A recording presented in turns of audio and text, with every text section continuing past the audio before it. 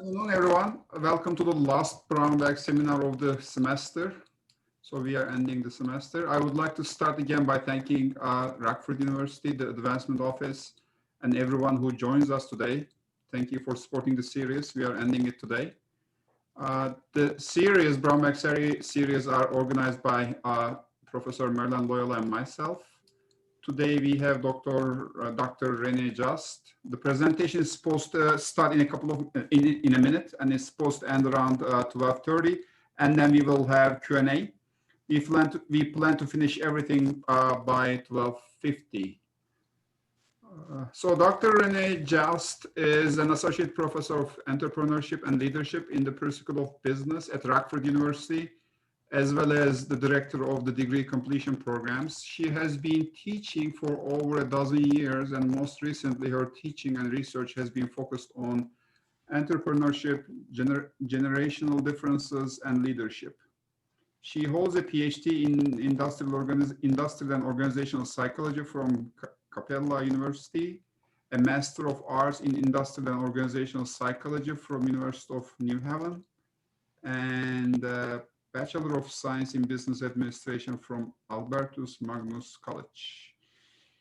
In addition to her current academic accomplishments, Dr. Just is pursuing another doctorate from Vanderbilt University in Leadership and Learning Organizations, and graduates in December of 2020. So congratulations, Dr. Just. Please join me in welcoming Dr. Just. Thank you all very much. Thank you for being here. Let me get. Degree, by the way. Pardon me? I said congratulations for the new degree. Thank you.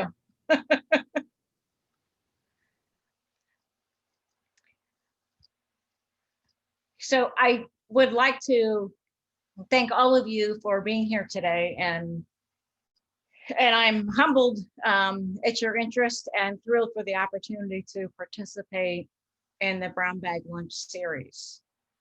As I was reviewing the content that I want to talk about today, I really think the topic couldn't have come at a better time, given that for the last 8 or 9 months, we've all had a heightened awareness of our students, their needs, and any deficiencies.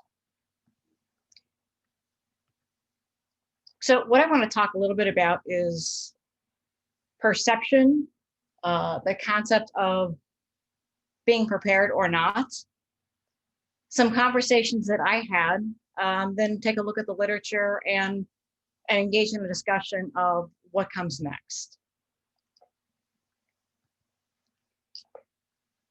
So perception, as we all, I'm sure, are aware, it's the lens that we're looking through. It's our current paradigm that we live in, coupled with the expectations. When our students enter our classrooms, we have our own expectations and perceptions. And likewise, students have their expectations and or perceptions.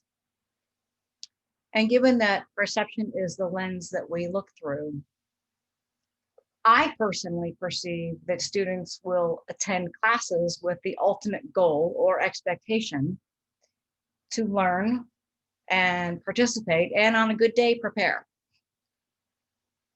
So let's take that word prepare for a second. The dictionary gives us a pretty straight up definition, made ready in advance and the willingness to do something. And I will admit, and I have been told by people that know me, that I can be literal at times. And this is one of those times. So preparedness to me means that you show up ready to interact. So agree with that? And if that's the case, do any of these looks resonate with you? When picture yourself looking out at some of your classes. So if we think about preparedness and it's ready in advance and come ready to act, I started to ask myself, then when I look out at the class, sometimes, why is this what I see looking back at me?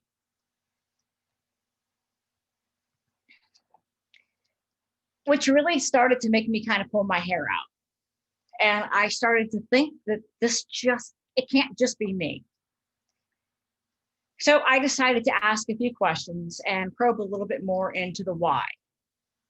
Admittedly, I was hoping that it wasn't me. Higher education is a second career for me.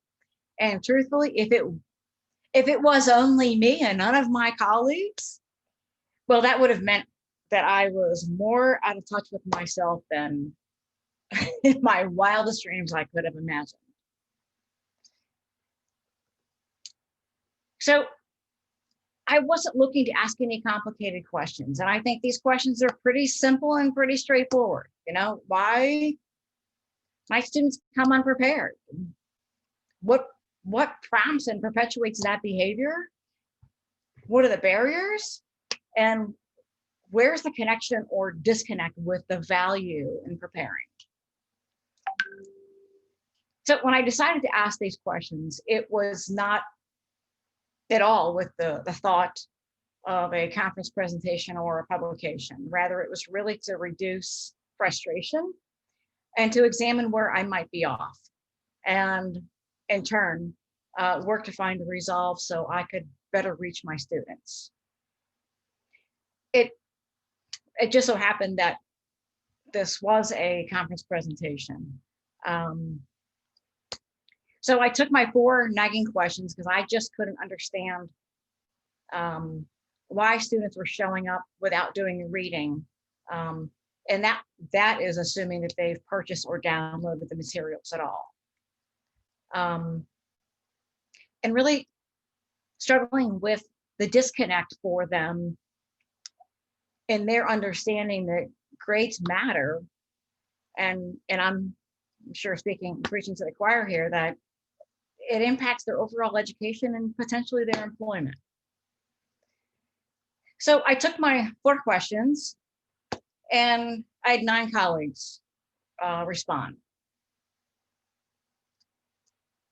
So I look at this and, all right, so time management's an issue, maybe lack of perceived value. Maybe if students don't understand how this subject is going to connect to another class or their career, maybe it's that perception. Or possibly that it's just a lack of consequences. So I thought, well, now is it the faculty? And did the students think that we have 2 heads? So I figured the next best thing would be to turn and chat with some students. And I did that, and I had some willing participants in classes of mine, and 26 of them responded.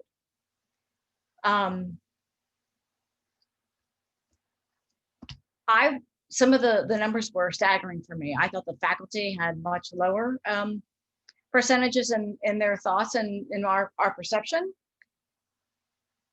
Without hesitation, 76% of students really were upfront with time management's a huge issue.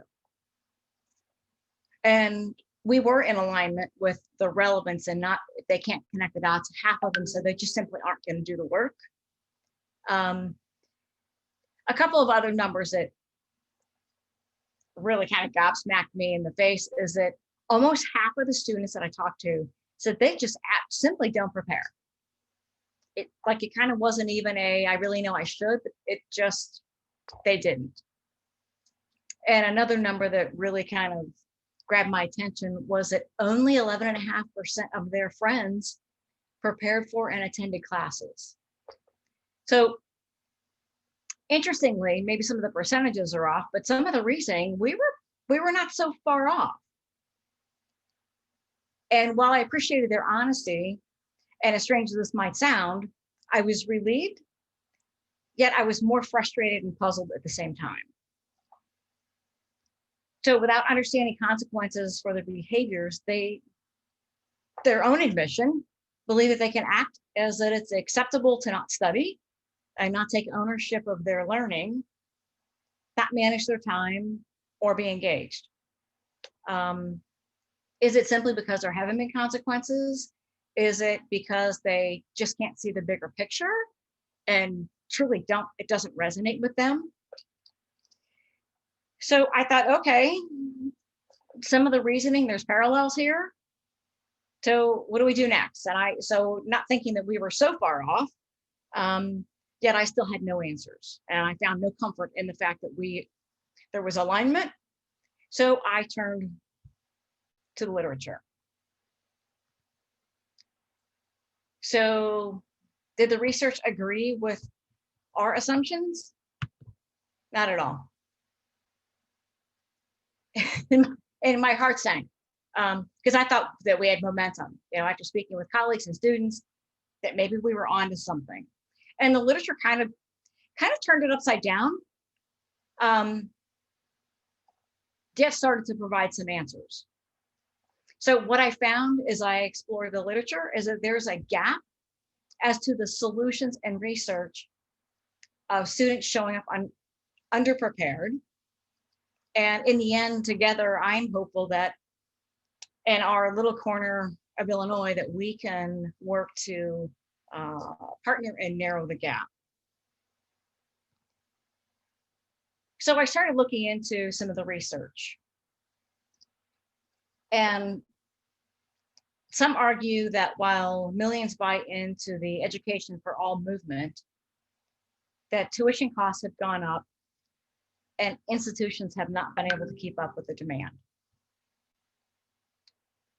We know many colleagues at similar sized institutions not only struggle to keep the doors open, they also have the burden of meeting demands of students who are not ready to simply jump in to higher education. So the Missouri Department of Education, while their focus on this research was with the community college, the issue applies to many institutions and ours is no exception. Because when you enter a community college, you're a freshman and you're a freshman at a 2-year institution, you're a freshman at a 4-year institution. They reported that almost 30% of freshmen were taking remedial math classes. And 17% English and another 10 reading. So given my specialization, I don't teach math and students don't necessarily have to have that skill in my class. However, the English comprehension in the reading and other studies that I'll look at, writing, definitely impact my classes.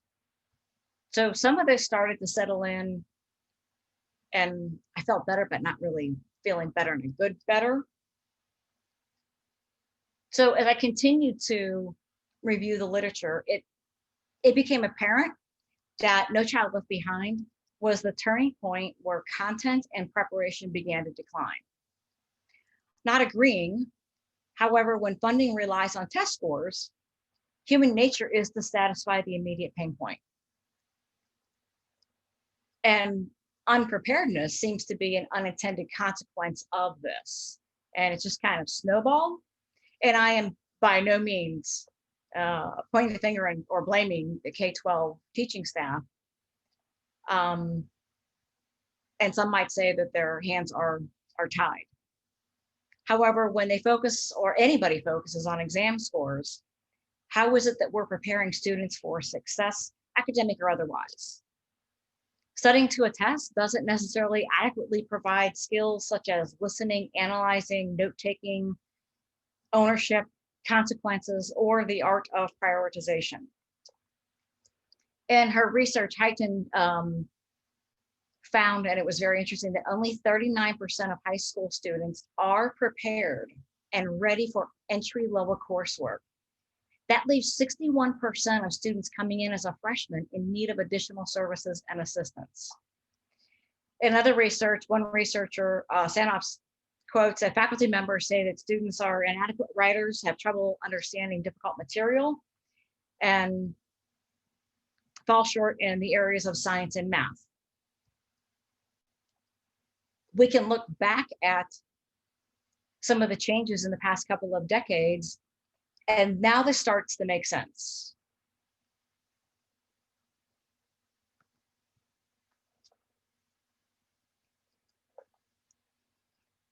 In addition, if students believe that college acceptance is going to happen regardless of grades and there are no consequences, why should they bother? Why stop and think about that?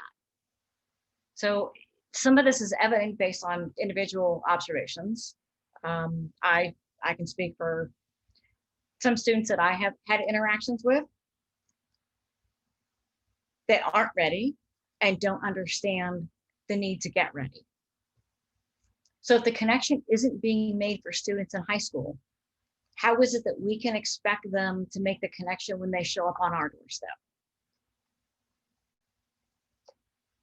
Additional arguments are with the new norm of college for all, that motivation and incentive are on the decline, which in itself can lead to a whole host of social implications.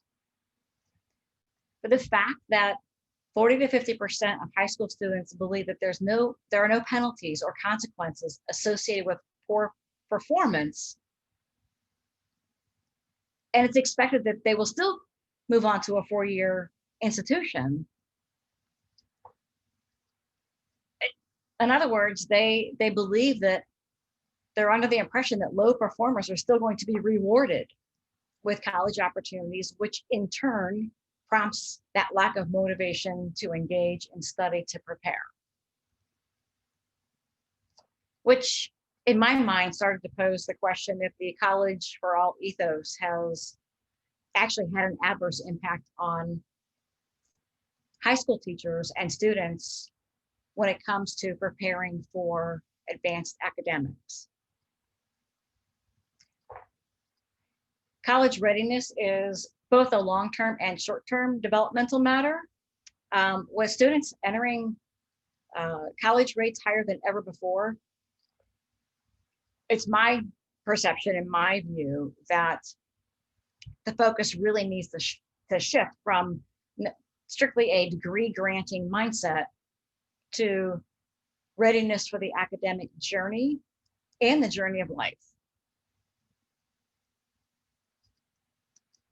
So research also states, and this was really an interesting dilemma for me when I came across it, because research is showing that the more students are referred to a local community college to take those remedial courses, that in fact increases the potential of the student to not return to that university.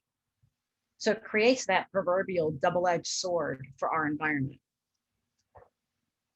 And we have felt the cost of the retention rates, and we have felt the cost of the economic crunches, and certainly this past year, but in the past several years. The cost of losing underprepared students is not only a loss to the university, but also to the student, their families, and the community at whole. Look, I believe and I buy into this thought process, and I spoke with several of my colleagues and who consider us to be Rockford University. This means the impact is on our community. We are a part of this community. So the irony is, there was a researcher, Aston, in 1999, who made a statement of the education of the so-called remedial student is the most important educational problem in America today. This was 21 years ago that he wrote this. And we're having this conversation still. So now what do we do? So my interest in this topic and a desire to find solutions, large or small, is that in my classes, I feel that it's my responsibility as an educator to prepare my students to the best of my ability for their career. So how can we collaborate? What programming can we offer our students to help with this deficit? It's evident from the research that if the students aren't prepared, they have a higher risk of dropping out or failing out, which ultimately impacts their ability to achieve economic success. So even though the odds are against some of the at-risk or underprepared students, there are those who make it. So not only do academic support programs have been shown to improve the chances of success, so have the actions of individual faculty members. So Blows did a study where faculty and staff made it clear that they had high levels of expectations for all of their students, regardless of their individual prior academic history. And what they found was that students tend to respond and behave as the faculty expected. So when faculty and staff treated the students as academically capable and started to hold them to higher standards and created this atmosphere of respect, all of the students realized an increased level of performance. And it doesn't mean that a C/D student went to an A. Maybe it means that a D student went to a C, or a low C went to a high C, but there was some kind of improvement during this experiment.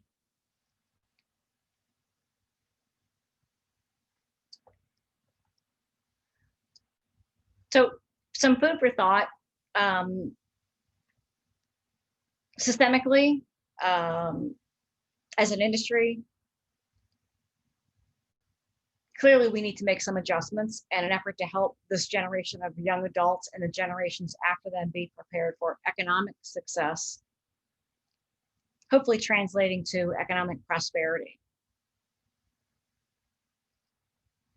So some of the research identifies programming such as the goal setting, the planning, the motivation, is a pathway for students to achieve higher levels and to learn more effectively.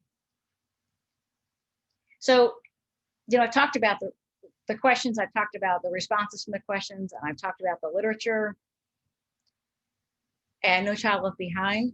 So let me just share some of my efforts. So based on my conversation with students, colleagues, conference participants, and reviewing the literature, I offer some of these in an effort to encourage, motivate, and engage students in my classroom. And I by no means have all the answers. I only know that at their age, I was one of those underprepared students. And it took me decades to return to the classroom. My degrees were all secured as a working adult. I tend to teach very project-oriented and with a lot of writing. So what I do in the beginning of the semester oftentimes is I offer very low stakes assignments.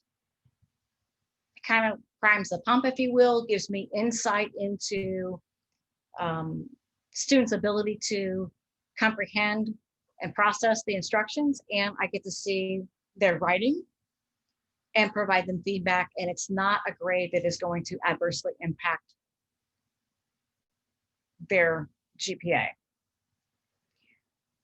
On large projects, and large, I mean some that are worth 25 or 30% of their final grade, I set it up and I offer milestones throughout the semester as a way for students to practice managing their time, work on procrastination, and it also provides me opportunities to engage with them while providing feedback on their work. Consequences.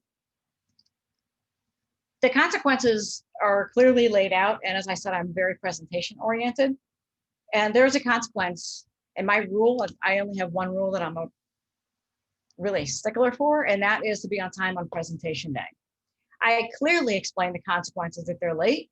And I also relate that to if your boss asks you to be in a meeting and gives you a particular time and you show up late, well, it's possible that the next door you walk through will be the unemployment line.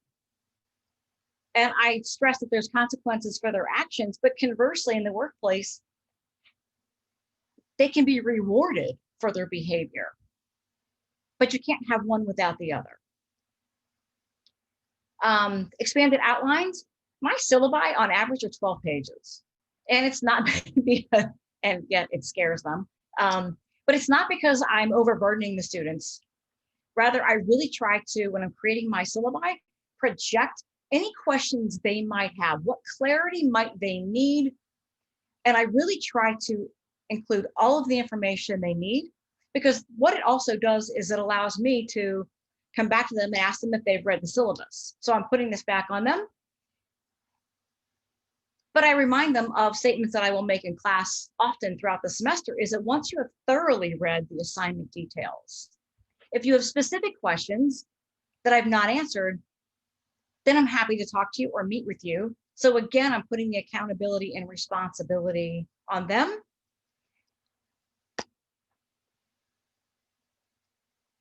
I allow for resubmissions on writing so that they can have feedback or try to earn a little better grade.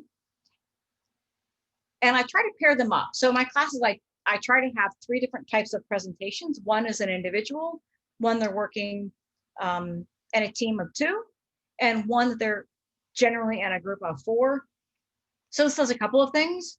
It puts different level students together so that students who are not as prepared and not as ready can glean some of the information other classmates have. Also, I try to simulate the real world workplace and help them to maneuver conflict, play nice in the sandbox, and to think critically. So I guess what I'm trying to say is that I, since doing this research and diving into this and getting some answers, that I'm really trying to work to meet my students where they are. So I hope something that I've said has resonated with you, and that together that we can meet our students where they are and help them find success. Thank you. Thank you, Dr. Just. Does anybody have any questions? We can have the questions.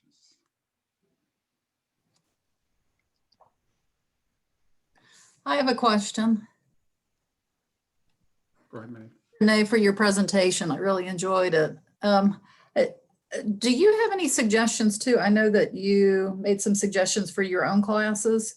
Are there other ways the university as a whole can work for helping students work on goal setting, motivation, planning?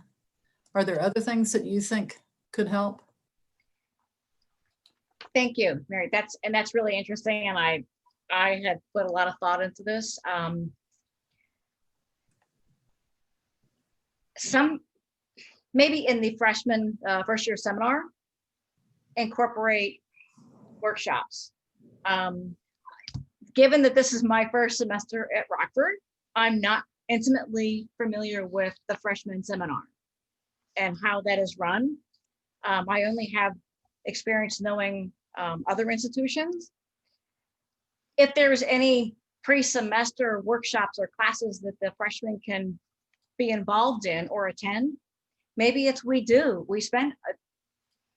create a couple of sessions that really focuses on explaining the differences, explaining that if you studied or didn't for high school, that the university level coursework is more demanding, and help them understanding how to set SMART goals.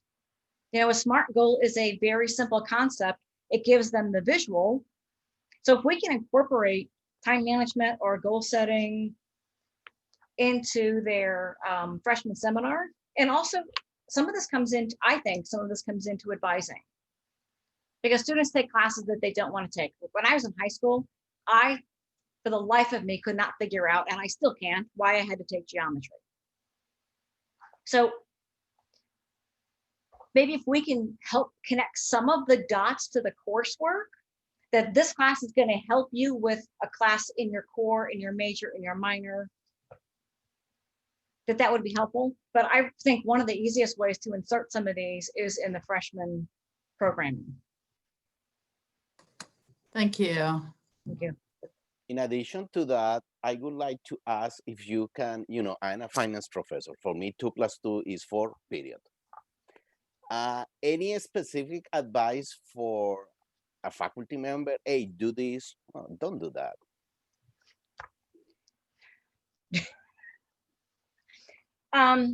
Thank you, Luis. So I will tell you that the examples that I put up of what I do in my classes, I have found great success in them.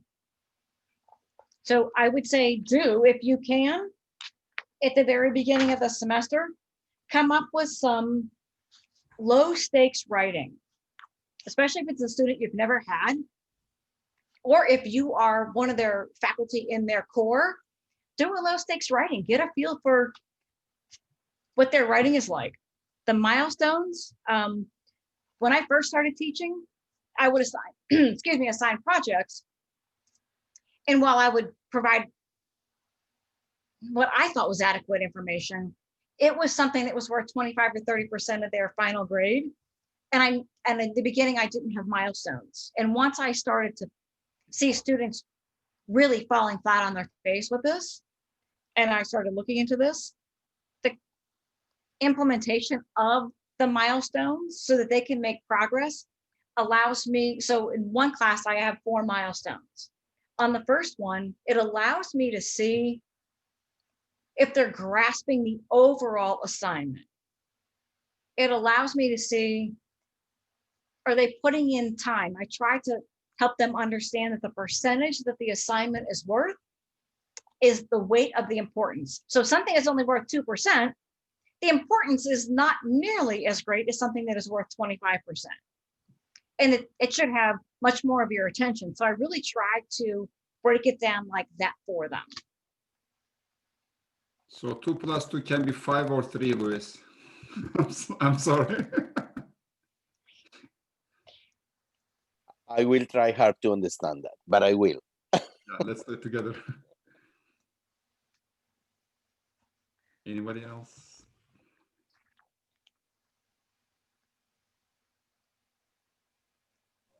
So I have a question about the institution as a whole. So Renee, you mentioned how institutions are lowering or eliminating more of their requirements, like standardized tests and things like that. And in our case, lowering the minimum GPA, not making the SAT required and other things like that.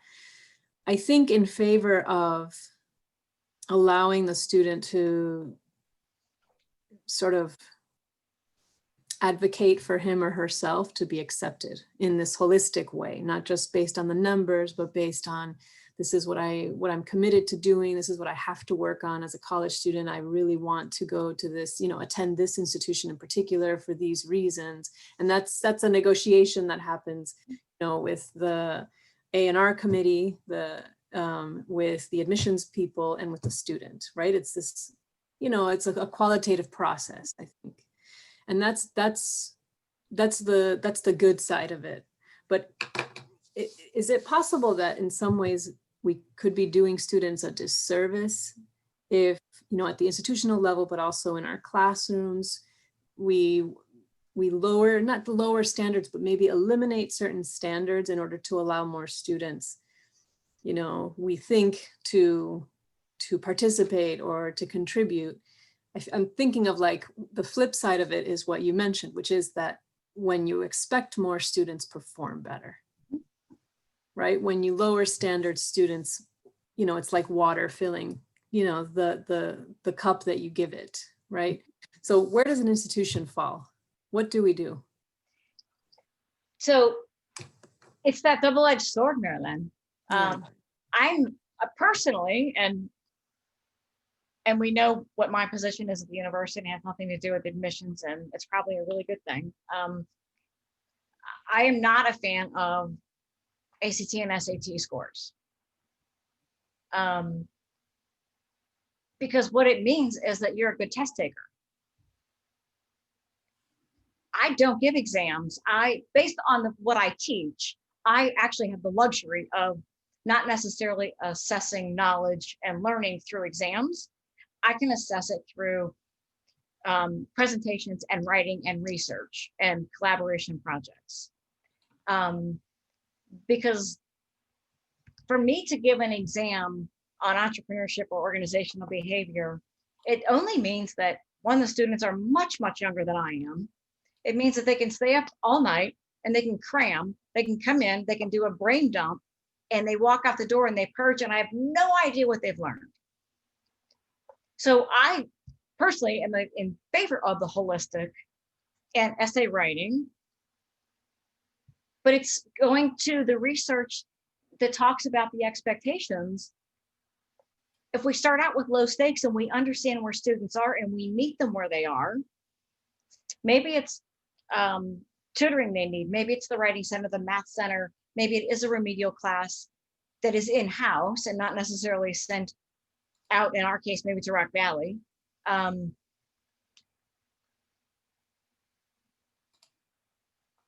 That's also one of the things that I look at after I've had a chance to assess some students, is I put them in groups and I try to mix up the levels, because students will rise up. And if they're with students that are reading or writing at even a slightly higher level, they will rise up. And I treat all of the teams and the groups the same. So I personally like the fact that we don't look at the SATs. I think GPAs, okay. I don't know that there's necessarily a straight across the board translation of a 3.8 high school GPA. Doesn't really mean that may not mean that they are going to be successful. Again, it may mean that they're a good test taker. Or it may mean that they had this perfect, Alice in Wonderland home environment, which we know that that's not the case with many of our students. So as an institution, it's complex to have a one-size-fits-all solution, which is why I opted for so many different ways to try to come at them and meet them where they are. And I think if we all adapt a couple of different things that we're doing,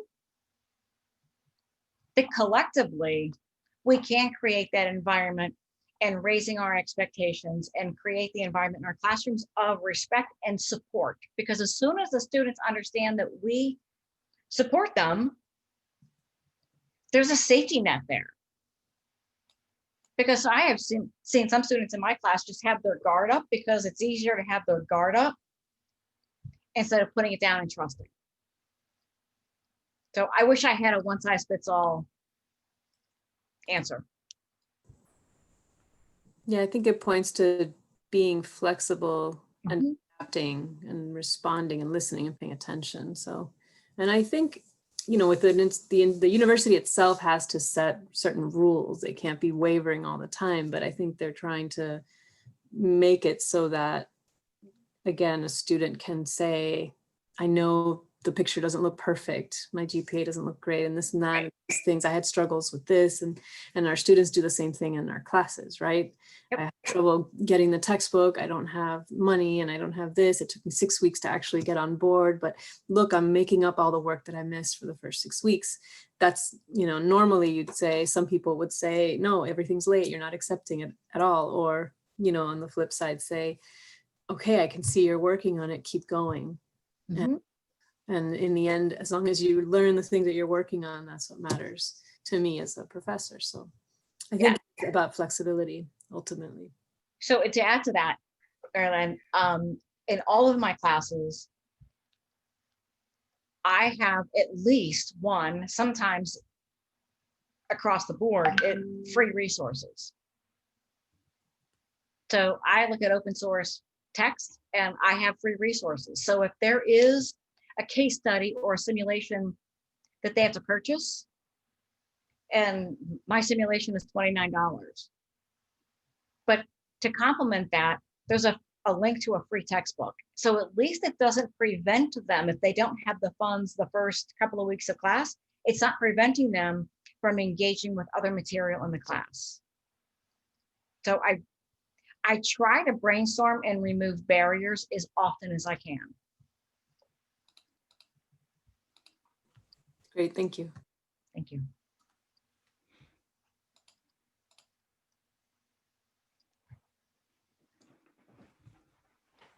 Anybody else? Any questions? Well, I think we need to wrap up then. Well, thank you for attending this seminar, and then have a happy Thanksgiving, happy great semester, end of the semester. See you in the next semester. So this will be the last seminar. So next semester we will be starting a new series. Thanks for attending once again. Happy Thanksgiving, everyone. Thank you, Renee. Thank you for a wonderful presentation. Thank you, Renee. Thank you all very next much. Semester. Thank Have a you. great Thanksgiving, everyone. Thank you. Thank you, Renee, and congratulations. Thank you, Louis. Congratulations. Woohoo! Woohoo!